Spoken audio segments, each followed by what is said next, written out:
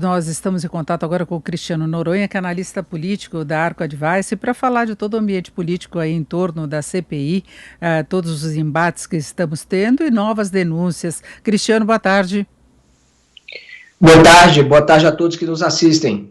Bom, foi acertada a convocação do Ricardo Barros, deputado federal, que foi citado pelos irmãos Miranda, como tendo sido citado pelo presidente Bolsonaro quando eles foram denunciar as pressões para a aquisição da Covaxin. E depois disso nós tivemos outras denúncias também, e tem uma que começa a ser veiculada agora, que o tenente-coronel do Exército, que foi assessor de Roberto Ferreira Dias, exonerado ontem pelo Ministério da Saúde, teria participado de uma reunião em que se discutiu propina para aquisição de uma outra vacina. Então nós temos agora denúncias que envolvem a Covaxin, que envolve também a aquisição da AstraZeneca, seria uma propina de $1 a mais aí por dose nas negociações que não se concretizaram. Cristiano, como é que você vê o andamento da CPI agora, esse novo caminho das investigações?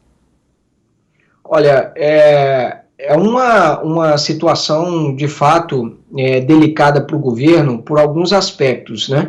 O primeiro deles, porque envolve o líder do governo na Câmara dos Deputados. Então, é uma pessoa importante nessa articulação política do governo com o Congresso Nacional, uma pessoa que está responsável por fazer a condução da agenda de reformas do governo no Congresso Nacional. O segundo aspecto ruim é que o presidente foi eleito, né, depois de um certo cansaço, vamos dizer assim, da população, com escândalos de corrupção. O próprio presidente ele é resultado de toda uma certa avalanche que surgiu sobre a política tradicional, que foi a Lava Jato.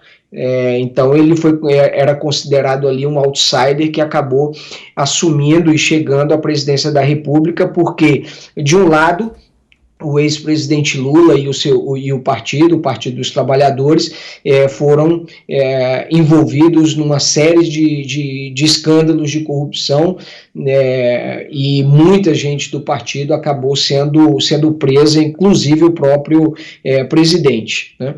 E também o próprio PSDB, Aécio Neves, que teve uma eleição extraordinária no ano de 2014, também, de certa forma, foi tragado pela Operação Lava Jato e acabou aí resultando na eleição de Jair Bolsonaro. Então, são dois fatores que acabam, de certa forma, deixando o governo numa situação bastante delicada. Agora, essa denúncia, ela envolve um servidor. Então, isso me faz lembrar um pouco do escândalo que aconteceu do Mensalão, por exemplo, que você tinha ali um diretor dos Correios, foi filmado recebendo propina. Então, isso, por enquanto, está envolvendo um parlamentar, eventualmente, e um servidor. Óbvio que não são culpados ainda, mas a situação deles é bastante, vamos dizer assim, no mínimo constrangedora. É preciso ver o que eles têm a dizer, o que eles trazem de revelação, mas isso envolve esse servidor do Ministério da Saúde e o líder do governo na Câmara dos Deputados. Isso não chega ainda na pessoa do presidente da República, pelo menos não há nenhuma acusação formal que o presidente tenha participado ou tenha tomado conhecimento desse tipo de operação. Essa exoneração, que saiu publicada no Diário Oficial da União já hoje, né, foi uma ação rápida do governo de já exonerar esse servidor, e eu também considero que a permanência do deputado Ricardo Barros na liderança do governo na Câmara, ela também deixa o governo numa situação difícil, e muito provavelmente poderemos ter também uma nova substituição nesse comando do posto na Câmara dos Deputados. E são denúncias graves que estão sendo apresentadas, o que se imagina que possa haver alguma prova em relação a isso, mesmo por parte dos irmãos Miranda. Inclusive, Luiz Miranda deve se encontrar com a comissão em particular para ver se ele apresenta alguma comprovação, porque a palavra de um contra o outro, o presidente Bolsonaro não desmentiu que tivesse conversado com ele e não tocou no assunto de Ricardo Barros, né? Deixando a entender que ele não tem como controlar tudo que acontece nos ministérios, mas não rebateu efetivamente a fala ou o que teria declarado do Luiz Miranda, né? A questão de efetivamente um presidente da República tomar conhecimento de tudo que acontece no seu governo, ter conhecimento de tudo, de fato é muito difícil, né? O órgão da administração pública é muito grande, você tem mais de 20 mil servidores do governo federal na ativa, então isso só de cargos de livre nomeação do presidente da República, então de fato é muito difícil você controlar o que cada um desses faz. Agora, o ponto surgindo esse tipo de acusação, surgindo esse tipo de denúncia, a medida ela tem que ser muito rápida, ela tem que ser muito efetiva, no sentido de você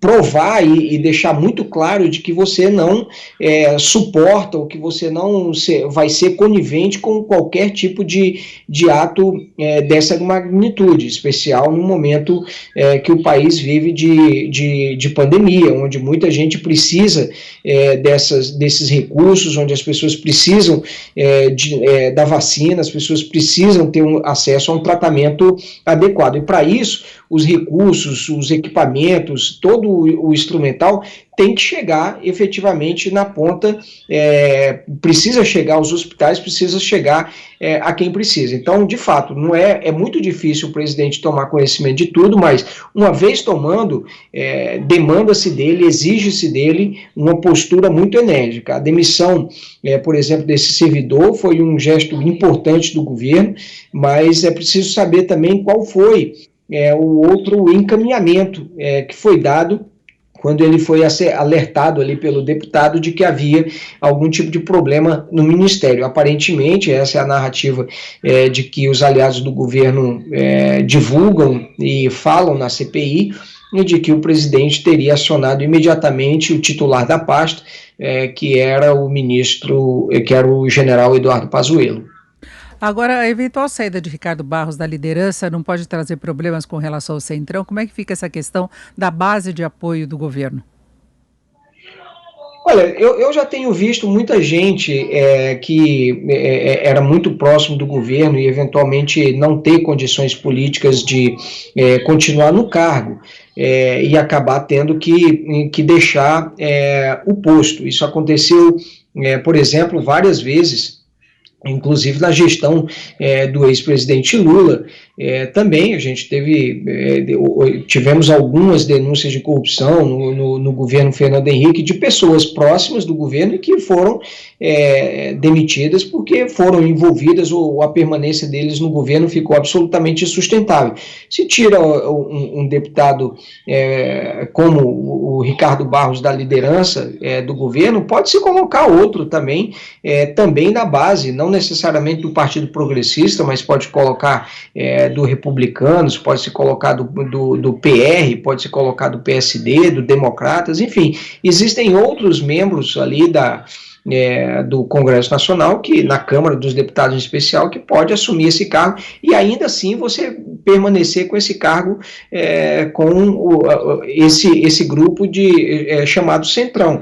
Então, essa ligação, os próprios partidos que compõem o Centrão também têm a compreensão de que em dado momento a permanência acaba, de certa forma, dificultando até mesmo o trabalho dos outros partidos, do andamento da pauta, E isso não é bom, até mesmo para a governabilidade, acaba prejudicando muito as negociações que precisam acontecer no Congresso Nacional em termos de agenda, de fluir, votar as matérias que são importantes, como, por exemplo, essa reforma do imposto de renda que acabou de chegar na Câmara dos Deputados, mas não apenas ela, a reforma administrativa também está lá aguardando também votação. Então, a substituição, se eventualmente ela acontecer, não se deu por atrito ou por tentativa do presidente de romper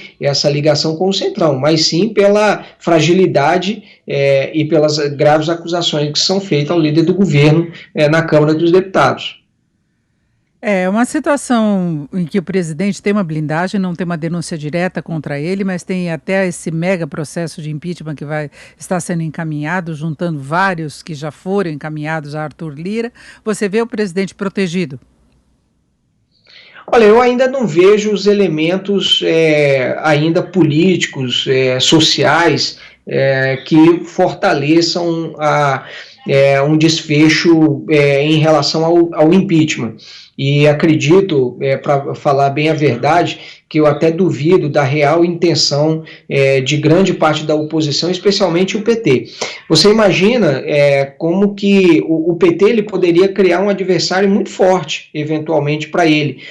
Por exemplo, tirar o Bolsonaro nesse momento e eventualmente colocar o Mourão, pode criar um candidato fortíssimo contra o PT na eleição de 2022. O Mourão assumiria, por exemplo, eventualmente, no momento em que a economia já está mais recuperada, o Mourão poderia assumir quando boa parte da população já está absolutamente vacinada, quando um programa social novo para substituir o Bolsa Família vai ser implementado, quando eventualmente o reajuste da tabela do imposto de renda, que passa a beneficiar 16 milhões de pessoas em troca de 8 milhões que nós temos hoje, também pode eventualmente entrar em vigor. Então, acabaria fortalecendo sobremaneira, eventualmente, o nome de Hamilton Mourão, colocaria ele como um candidato natural em 2022 e sem ter o sentimento de parte da população anti-Bolsonaro. Eu costumo dizer que um precisa do outro, né? O Bolsonaro, o melhor adversário que ele pode ter na eleição de 2022 é o Bolsonaro, e vice-versa. O melhor adversário que o Bolsonaro pode ter para 2022 é o Lula. Vai vencer essa eleição presidencial quem conseguir reduzir o seu índice de rejeição.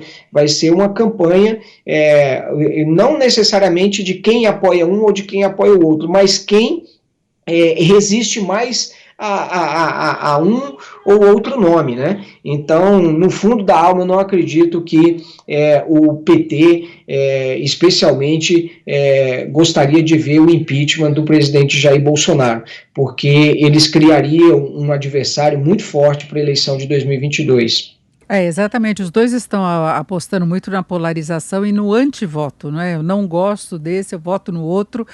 Foi mais ou menos o que nós tivemos nas eleições anteriores, só que agora tem o fato de Bolsonaro estar no cargo, né? E essa perspectiva de uma melhora tanto do controle da pandemia como em relação ao próprio andamento da economia, que seriam dois pontos aí muito positivos para o contexto político do próximo ano, desde que não surja nenhuma prova mais evidente envolvendo diretamente o presidente agora, né?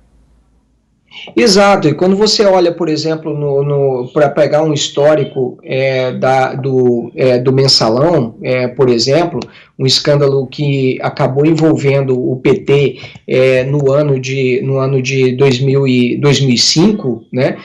Quando você olha, por exemplo, os números da popularidade naquela época do ex-presidente Lula, só para ter um impacto da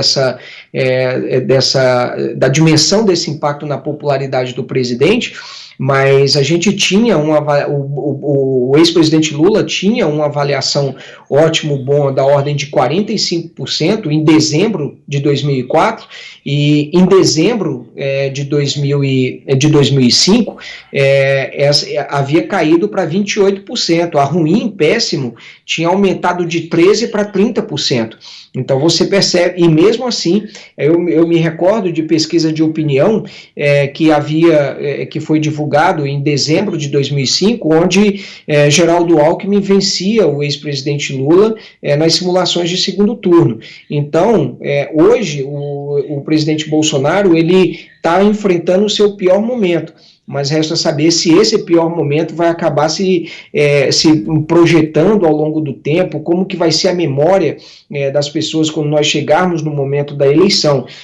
Há muito espaço ainda para o presidente, especialmente com essa agenda positiva que eu falei, por exemplo, de reajuste do Bolsa Família, criação de novo programa, reajuste da tabela do imposto de renda, recuperação da economia, com impacto na redução do desemprego.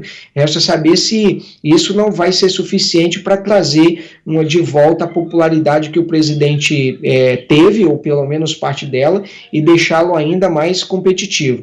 Um dos grandes desafios do presidente que eu enxergo é justamente a questão energética, porque isso pode afetar muito o dia a dia das pessoas. Falta d'água, eventualmente, falta de energia, isso pode ser um problema para o presidente no próximo ano.